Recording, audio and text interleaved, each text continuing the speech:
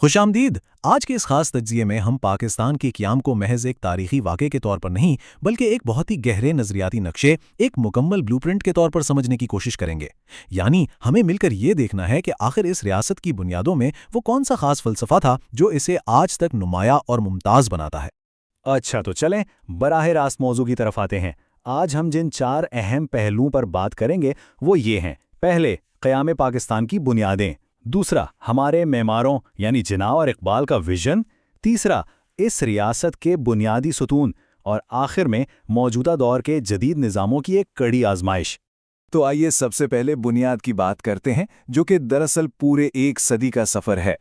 देखें, कोई भी अजीम कौम रातों रात नहीं बनती है ना। इस तहरीक की टाइमलाइन को ही देख लें। 1906 में मुस्लिम लीग का क़याम से बात शुरू होती है, फिर 1930 का वो तारीखी खुतबा इलाहाबाद, उसके बाद 1940 की करारदाद लाहौर और फिर जाकर 1947 में पाकिस्तान वजूद में आया। ये तमाम संग मील हमें बताते हैं कि ये कितना तवील और बाकायदा मुनज़्ज़म सफ़र था। अब अगर हम इन अवामिल पर नज़र डालें जिन्होंने इस तहरीक को महमीज़ दी, तो ये 10 खास नुकात उभर कर सामने आते हैं। 2 कौमी नज़रिए और मुसलमानों की इस्लामी शनाख्त से लेकर तालीमी तहरीकों और मुआशी महरूमी तक। यानी ये सिर्फ एक सियासी लड़ाई नहीं थी, बल्कि ये तारीखी, समाजी और मुआशी महरकात का एक ऐसा ज़बरदस्त मजमुआ था जिसने ज़िंदगी के हर पहलू को अपनी लपेट में ले लिया था। अब हम बढ़ते हैं अपने दूसरे हिस्से की तरफ। मेमार यानी कायदे आज़म और अल्लामा इकबाल का असल विजन क्या था। 1940 का कायदे आज़म का ये इक़्तिबास ज़रा गौर से सुने।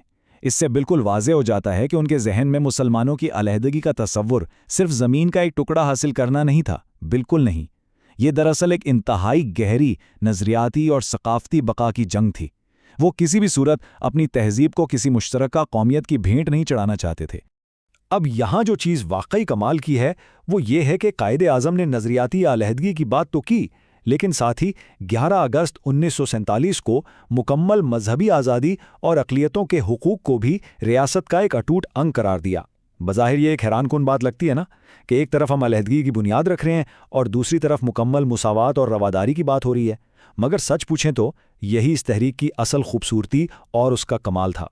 और अगर हम जिन्ना की सोच के साथ अल्लामा इकबाल के इस विजन को मिलाकर देखें तो तस्वीर मज़ीद साफ़ हो जाती है। माखिज़ बड़ी खूबसूरती से ये वाज़े करता है कि इकबाल दरअसल इस्लामी तर्ज़ हुकूमत को सदियों पुरानी इस्तेमारी और शाही जंजीरों से आज़ाद करवाना चाहते थे। उनका ख्वाब एक ऐसा जदीद निज़ाम था जो असरे हाजिर के तकाज़ों से मुकम्मल तौर पर हामांग हो।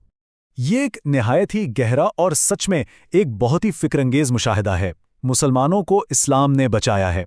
इसका सादा सा मतलब यह है कि तारीख़ में जब भी मुसलमानों पर कड़ा वक्त आया, कोई बहरान आया, तो ये मुसलमान नहीं थे जिन्होंने दीन को बचाया, बल्कि ये उस दीन के वो बुनियादी उसूल थे जिन्होंने मुसलमानों को खुददारी, ताकत और बिलाखिर निजात का रास्ता दिखाया। चलें अब ज़रा इस नक्शे के सुतूनों पर बात करते हैं। इस्लामी तर्ज़ हुकूमत के बुनियादी उसूल आखिर हैं क्या?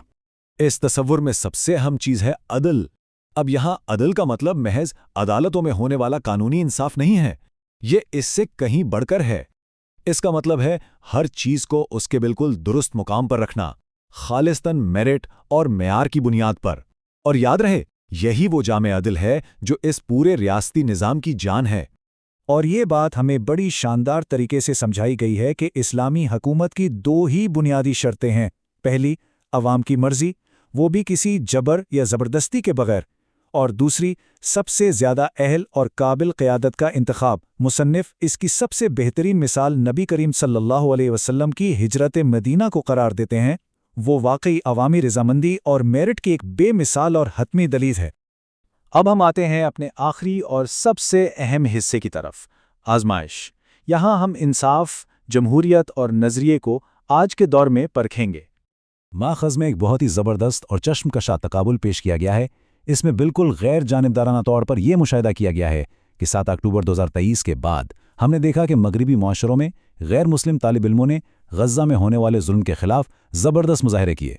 उनके अंदर एक शदीद एहसास इंसाफ नज़र आया, जबकि दूसरी तरफ कुछ मुस्लिम मुआशरों में अंदरूनी प्रोपेगेंडे की वजह से हक़ाइक़ कुछ धुंधला से गए। तो यहाँ एक बहुत ही चुभता हुआ सवाल पैदा होता है। अगर आज गैर मुस्लिम मुआशरों में हमें इंसाफ की ये तड़प ज़्यादा नज़र आ रही है, तो क्या हमें उन्हीं के सियासी निज़ाम को अपना मिसाली मॉडल नहीं मान लेना चाहिए? ये दरअसल इस पूरे तज्ज़िये का नुक्ता-ए उरूज है। अब इस सवाल का जो जवाब दिया गया है वो दोनों निज़ामों के बुनियादी फ़र्क को खोल कर रख देता है। देखें, مغربی نظام میں انصاف کی بنیاد اکثریتی رائے پر ہے، یعنی یہ جمہوریت کے تابع ہے۔ لیکن اس کے بالکل برعکس اسلامی سیاسی نظام میں اختیار کی اصل بنیاد الہی نمائندگی پر ہے، یعنی وہ اکثریت کی وقتی پسند یا ناپسند سے مکمل طور پر آزاد اور بالاتر ہے۔ تو پھر سب سے اہم اور فیصلہ کن نقطہ کیا نکلا؟ وہ یہ کہ محض اکثریتی رائے پر چلنے والی مغربی جمہوریت ہی حتمی یا مثالی ماڈل نہیں ہو سکتی۔ کسی بھی معاشرے میں حقیقی انصاف صرف اور صرف تبھی آ سکتا ہے جب اس کا سیاسی نظام خود اپنی جڑوں میں مکمل انصاف پر مبنی ہو۔ یہ پوری بحث ہمیں آخر میں اس گہری سوچ میں چھوڑ جاتی ہے کہ ہمارے اختیار کی اصل بنیاد کیا ہونی چاہیے، اور کیا ہم واقعی اس درست سمت میں جا رہے ہیں۔